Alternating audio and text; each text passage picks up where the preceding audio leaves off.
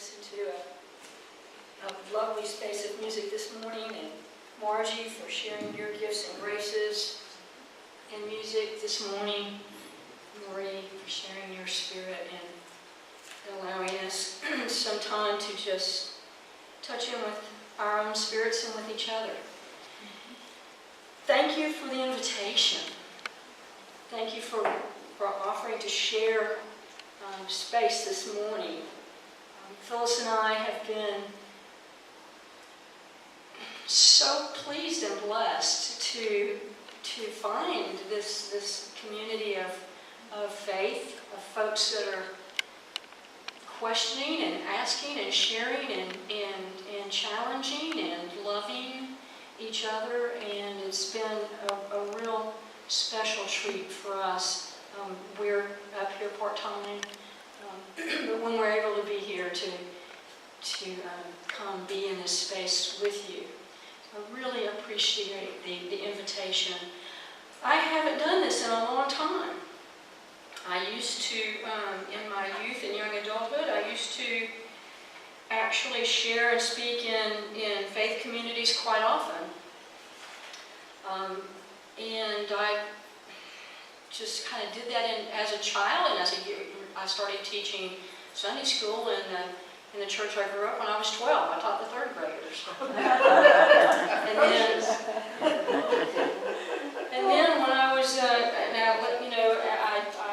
taught the junior highs, and then when I was in high school, and then when I was in college, I taught in high school. And I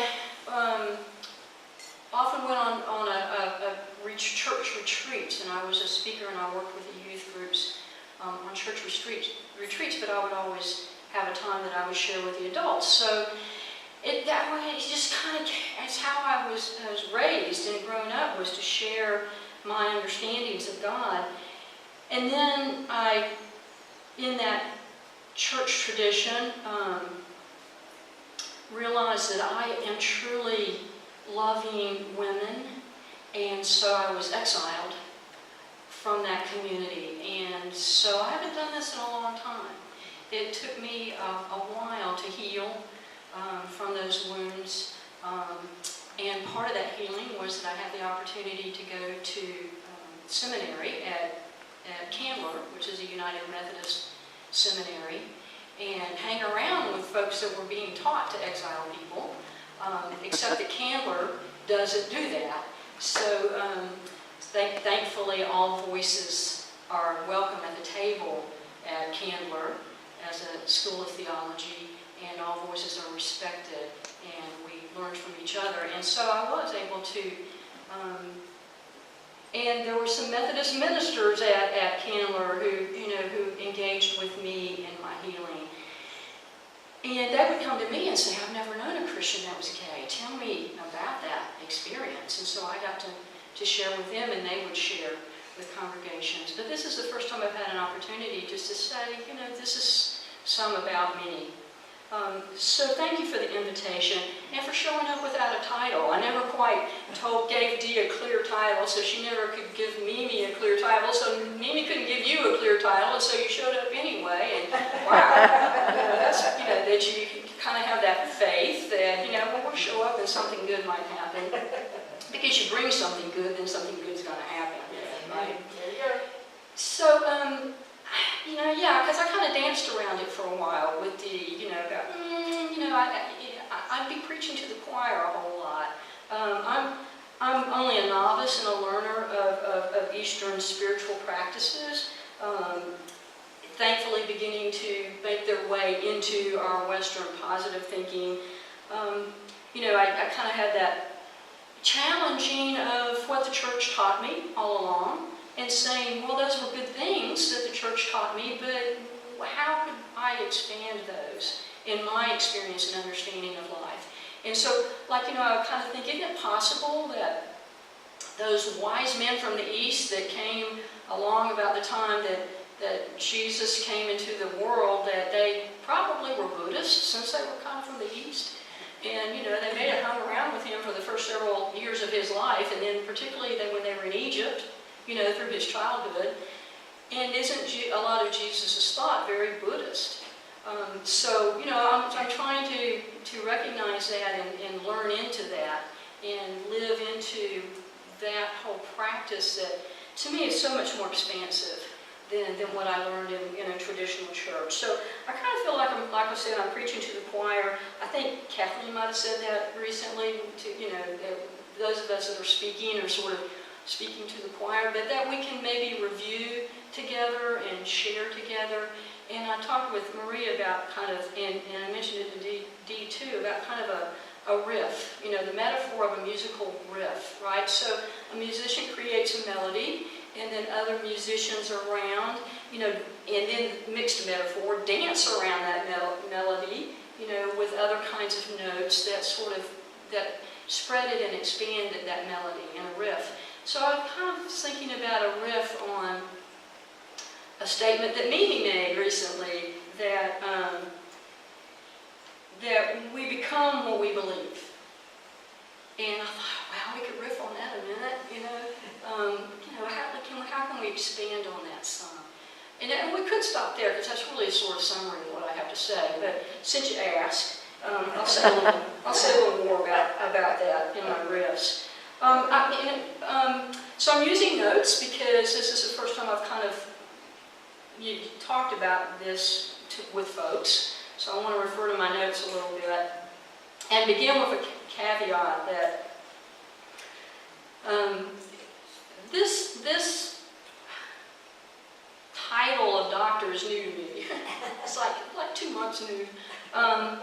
It took me about 8 years to get there, but actually I started dreaming of it when I was a teenager. I love learning, and I really love formal learning, where we sit down and we have a topic and we say to each other, what can we delve in, what can we dig into, what can we delve into in this topic? And as a teenager, I knew I wanted to do doctoral studies. I wanted the epitome of academic learning, that scholarly, formal learning. Wow, I didn't know what I got myself into until I got into it. And I was working full time. It took me about 8 years, but in that 8 years of time, the people that came and went on that journey of 8 years in that setting was just amazing. And I learned so much more than I knew when I went in. I was just like, wow, this is just incredible. I mean, a whole new area and field that I didn't even know about is what I ended up doing my research on my dissertation on. Just in a whole different direction. But what I want to say about that is that we know, and you know, that, you know, doctor in front of your name and PhD after it doesn't mean you have any more wisdom or insight than anybody else. You know, I mean, for me, in my case in particular, it was really about just being extremely tenacious and persistent. It was like, I want to do this, I'm going to do this. And all the times that I wanted to quit, Phyllis told me I couldn't because we had already too much had invested in it. So, you know, and there's this saying about a PhD that is really the process is about learning more and more about less and less as you focus in on your research topic until you really end up knowing a lot about absolutely nothing. And, you know, when people say to me, well, what are you going to do with this? I go, I'm waiting to find out what it's going to do with me. You know, I really felt led into it, even as an adolescent, and it was my dream. And and Phyllis allowed me to have my dream, and my job allowed me to have my dream because I worked at the University of Georgia, and it's a benefit. You know, it's an employee benefit, and I was kind of stupid not to take advantage of it, I thought. So, you know, there was a lot of providence in that. And that my greatest love in life is learning. And my PhD is actually in the Department of Lifelong Education. That's what my degree is in. And, you know, my family teasing me about being a professional student. I was like, why are you surprised that I'm getting a PhD in lifelong learning? I'm a professional student, you know, so it's what I do. And I recognize in myself that I tend towards head learning. I'm a cognitive kind of person. But I lead with heart learning. You know, so I'll walk into a situation and put my heart out there and then think about, oh, crap, what was that about, you know. And recognizing that one of my favorite theologians and scholars, his autobiography is titled With Head and Heart. Howard Thurman, if you haven't been introduced to Howard Thurman, Google him. amazing, amazing human being. So I learned I was introduced to Howard Thurman while I was in theology school, and I'm trying to continue with head and heart and hands to use the formal learning and the education and the PhD is really kind of like apprenticing to be able to do good quality human science research and write about it well. And we'll see where that leads. But for today, I really wanted to kind of go back and review what about believing? What the kind of the crux of our living in my understanding and in my experience. That stuff, that content that we believe, and then also the process of believing. And what does that mean for us in our lives? And what Mimi said, that which we believe is that which we become. How is that? How does that work? So I'm really curious about that. I'm curious about the power of believing in our psyche or mind, spirit, psyche, the Greek word psyche, enveloping mind, spirit. Soul, body, physically, right? It's all connected. In psychology, which is my background in my graduate studies is counseling and theology, we talk about self-fulfilling prophecy. We become that which we believe, self-fulfilling prophecy. There's nothing definitive here, right? I'm not saying anything that is definitive. Believing to me is about recognizing that which I believe and then holding it in with an open hand. Being clear with myself and then holding it with an open hand, because in my experience, and I think most of us in the room are there, right? The only thing that's probably not going to change in life is change, right? That if we're growing and breathing and paying attention, we're changing. And if we're not, then we died. And we're just walking around dead. And, we know some folks like that too, sadly.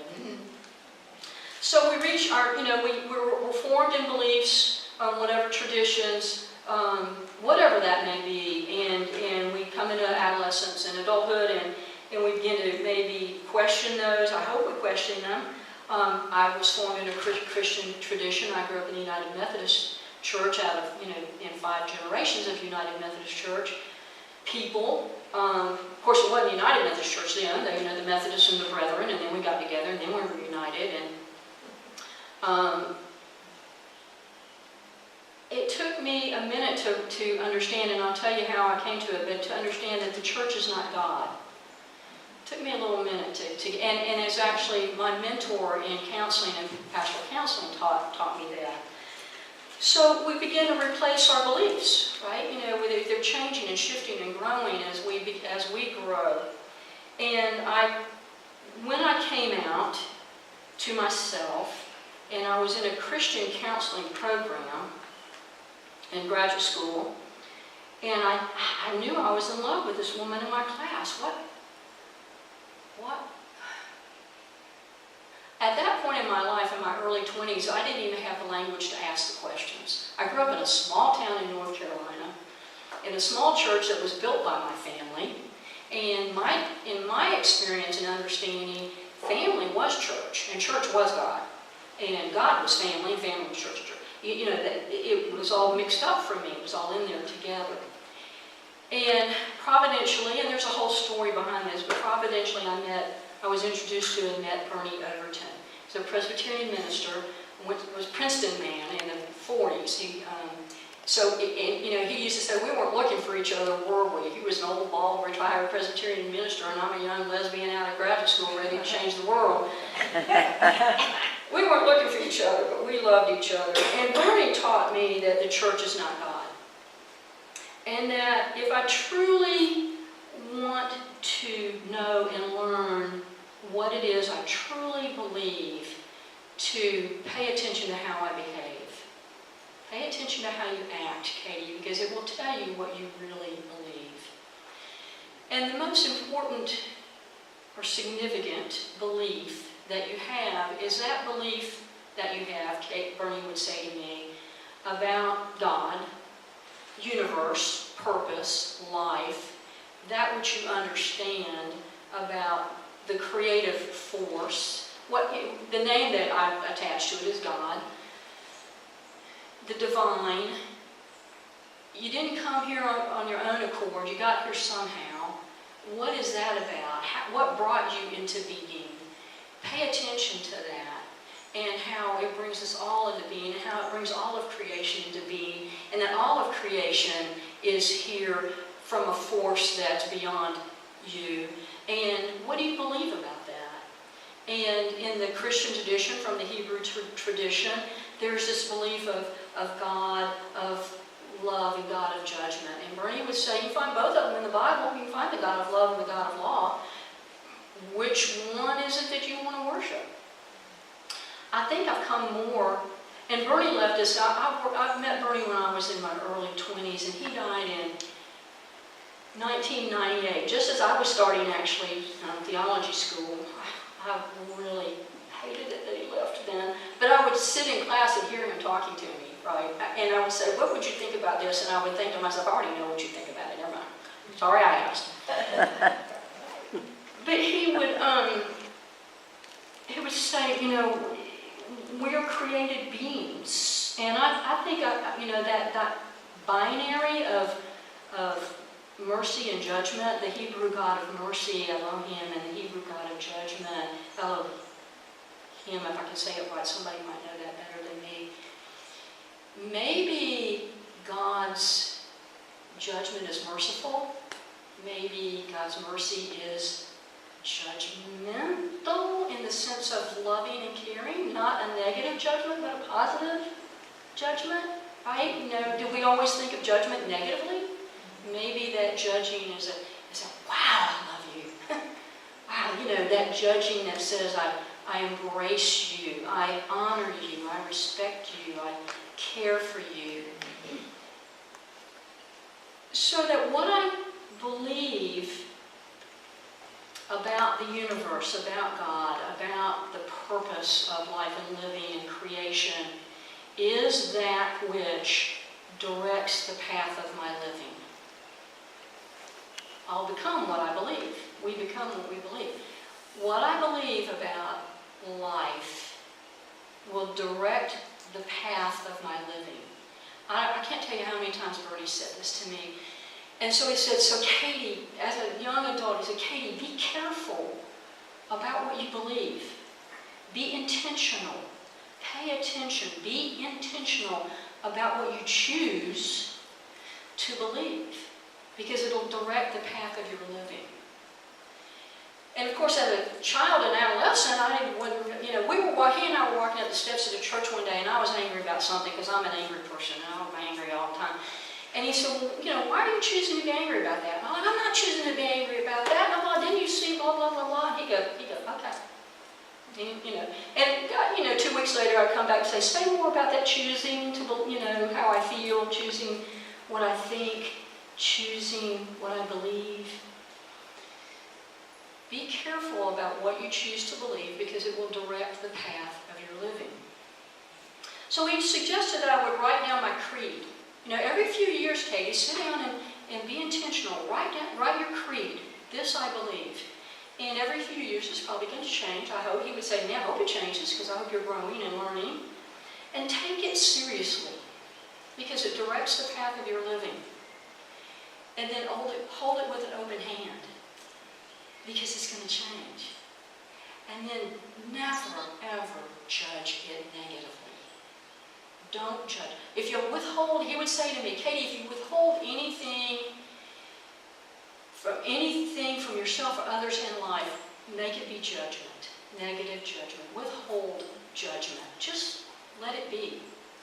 Let you be what you are. Let folks be what they are. Let the situation be what it is. Learn from it. Pay attention to it. Withhold judgment. So, looking at how I behave and writing down that which my behavior shows me I believe, One of the first ones for me was being lesbian in the tradition I grew up in was a mistake. You know, I was a mistake. I was wrong. I was sinful. I was evil. I was immoral. I was illegal. It was a mistake. And I kind of behaved like that. You know, I behaved like I was a mistake. Even as a teenager, I didn't know what was wrong with me, but I knew there was something. But I remember really clearly about 9th grade or so, and I never said this to anyone else in my life at that time.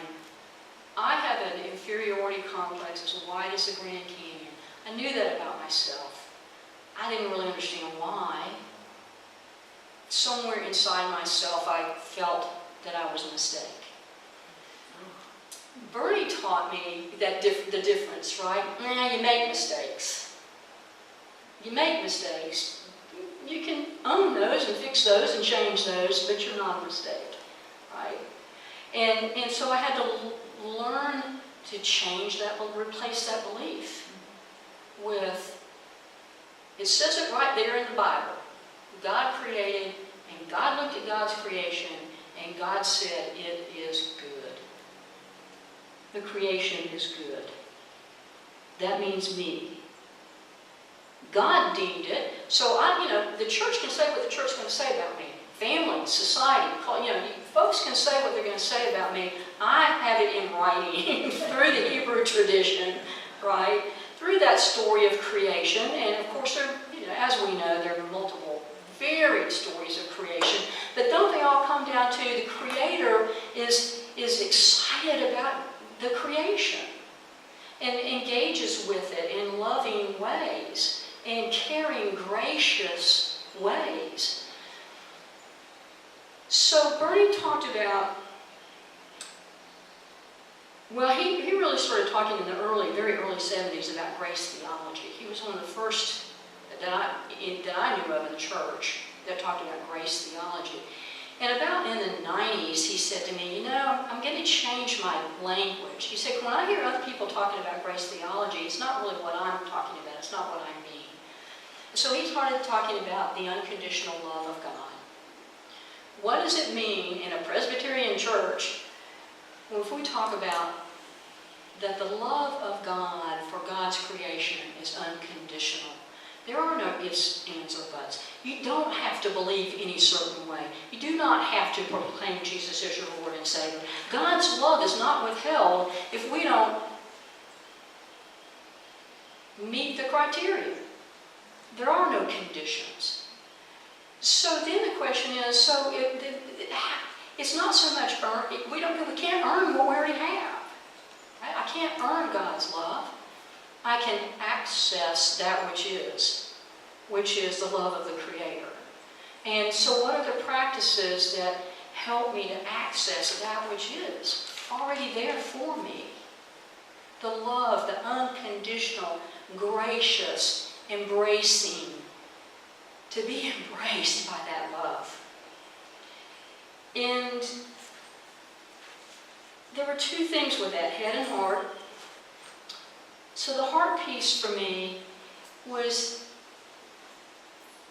I learned after several years of working with him that Bernie Overton loved me unconditionally.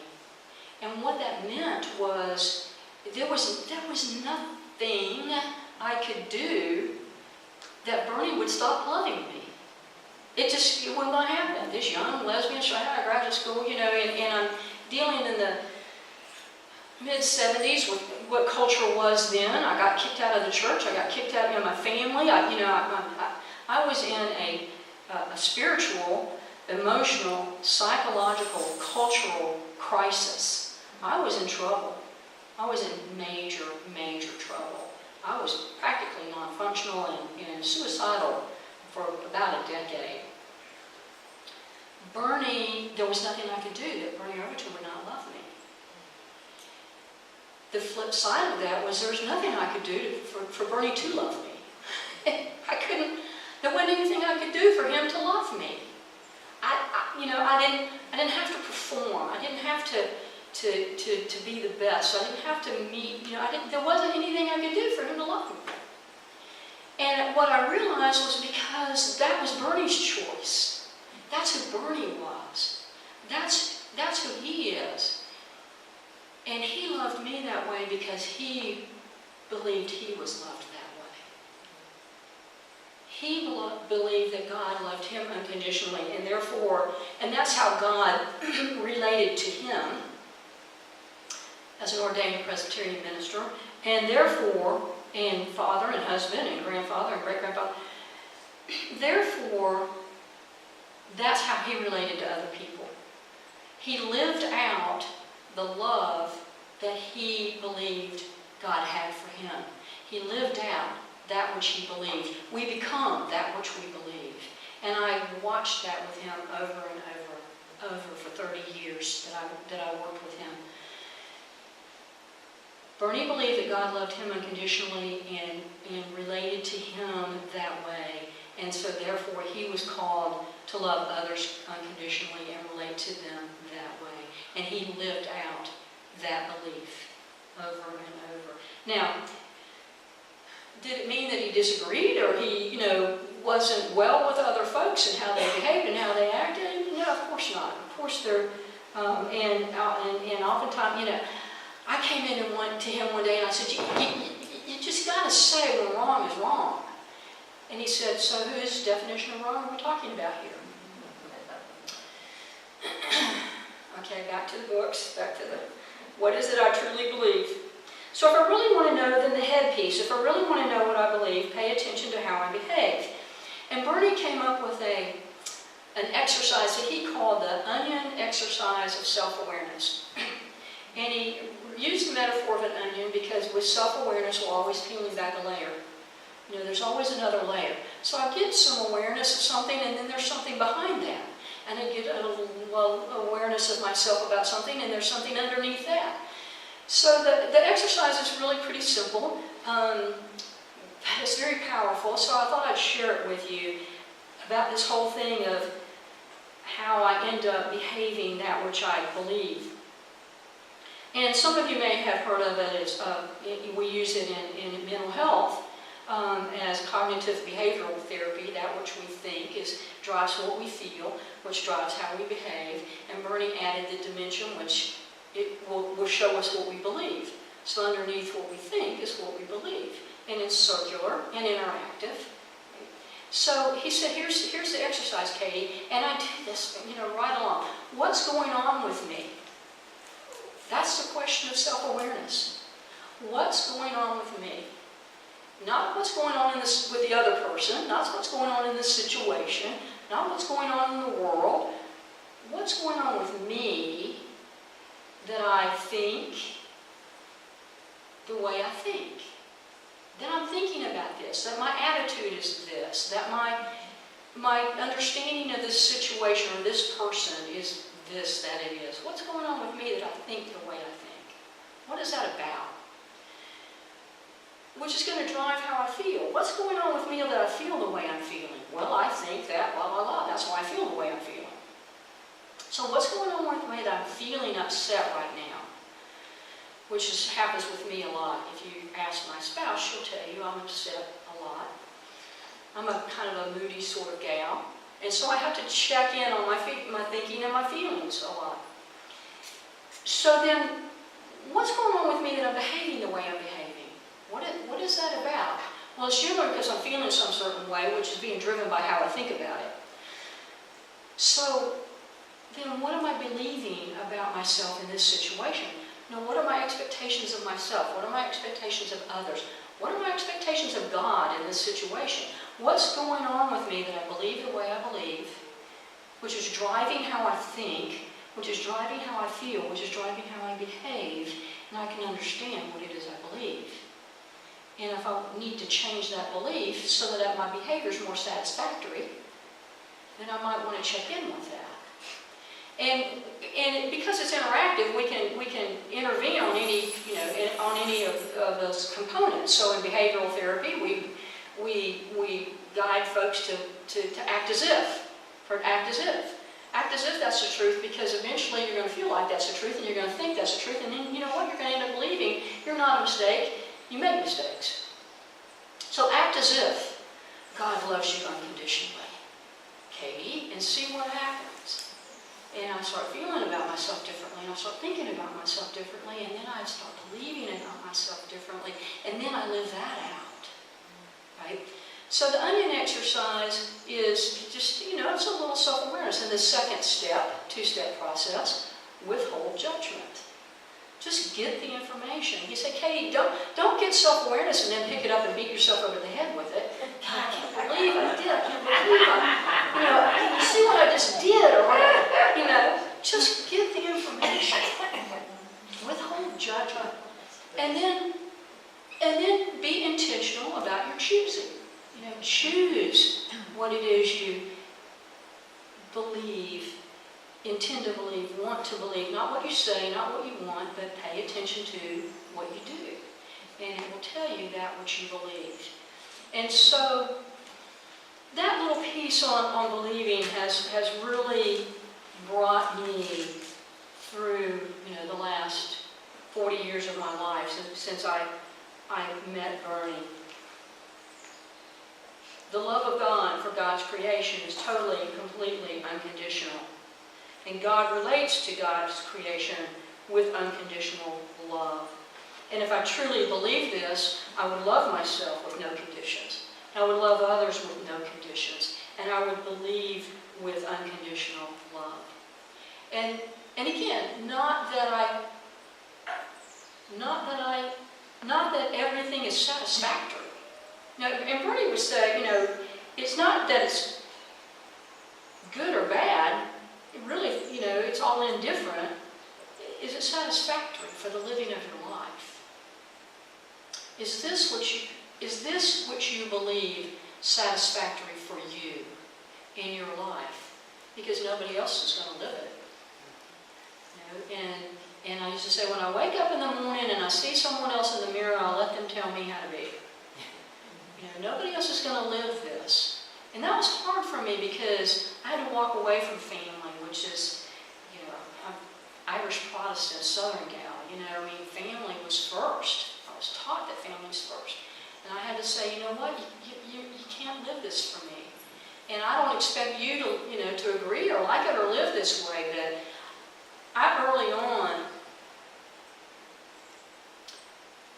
decided that I would give up family, I would give up church, I would give up society, I would give up all these people, all of this, to be able to share my life with Phyllis Burns. Because, that's providence. When Bernie was dying, I went to visit. I, wanted an opportunity to say goodbye. And I said, you've given me so much in life. You say, Bernie was the Christ figure in my life. Teaching me these precepts saved me. And I said, you've given me so much. Is there something, in our 30 years together that I've given you? And he was quiet for a minute, and he thought for a minute, and he said, yeah, you gave me Phyllis. And I went, you just did it again. You just gave me another gift. He said, Phyllis is more like me than anybody I've ever known. And I went, okay, I married you. That's good. That'll work. So, impacting our actions and our behaviors and our relating with others. I hope to go deep in my relating with God, and kind in my relating with others, and honest in my relating with self. You guys might have seen that in some places. Bernie would say, do what you do because it's who you are, not because of its impact on anyone else. And particularly as a young counselor, and I was building a career, do what you do because it's who you are.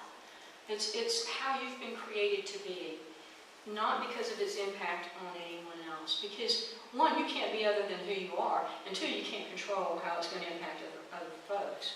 So be very clear about what it is you believe. So I'll return to the onion exercise, and it might be that I need to be care for myself with better nutrition and rest and exercise.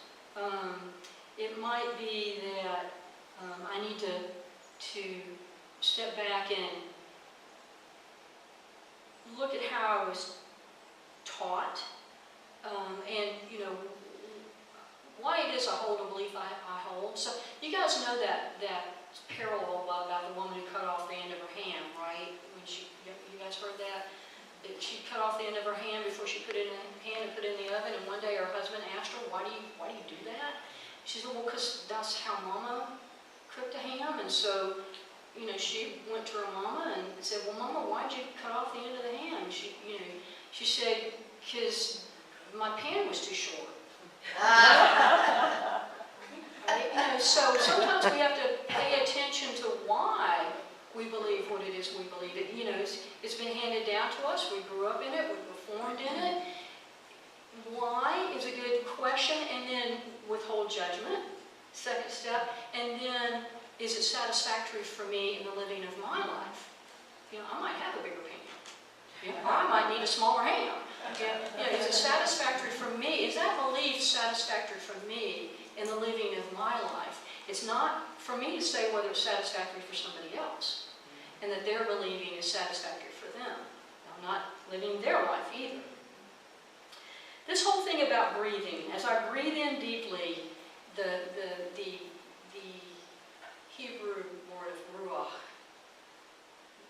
the breath of God, which are also the Spirit of God.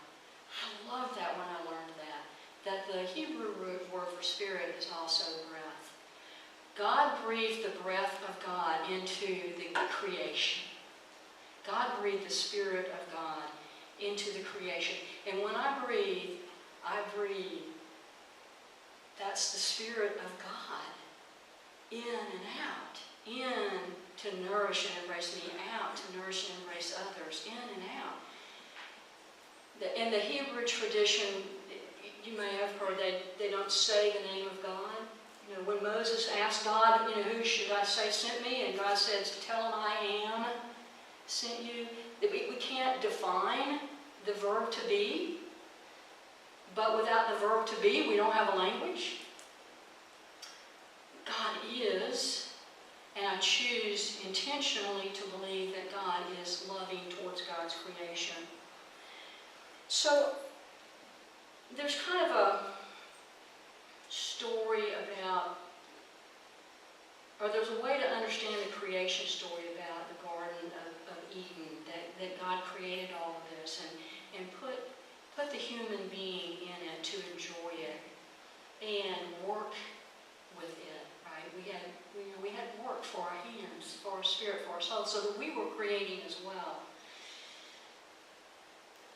And we could either abide in that and trust that love, or we could stand over against it and choose to be our own God. We could eat of the fruit of the tree of good and evil, and then we could be like God, is the metaphor, is the story. And so every moment I have a choice to be, creature, enjoying and abiding in the creation, or I can be my own God and decide how I want to be in this creation. And guess what? I get to choose. And either the choosing will lead the path of my living. Is it satisfactory for me?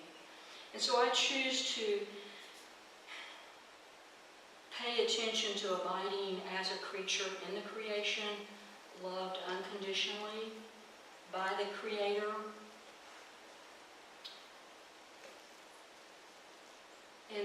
And the more moments in which I choose to do that, I find my life to be more satisfactory. And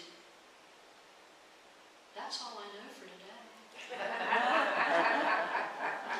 So I'd like to end that and that self-awareness with a little supplication as we move into enjoying the rest of the day with each other. If you join with me in it, in thinking and intending these words in our hearts and minds. Breathing in deeply the Ruach, the Spirit, the breath of God. Creating me a clean heart, O my Creator.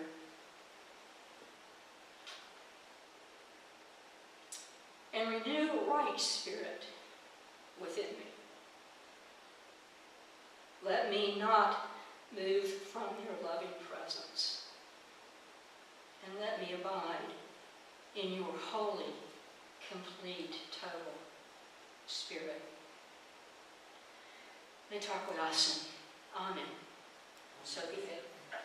Thank you.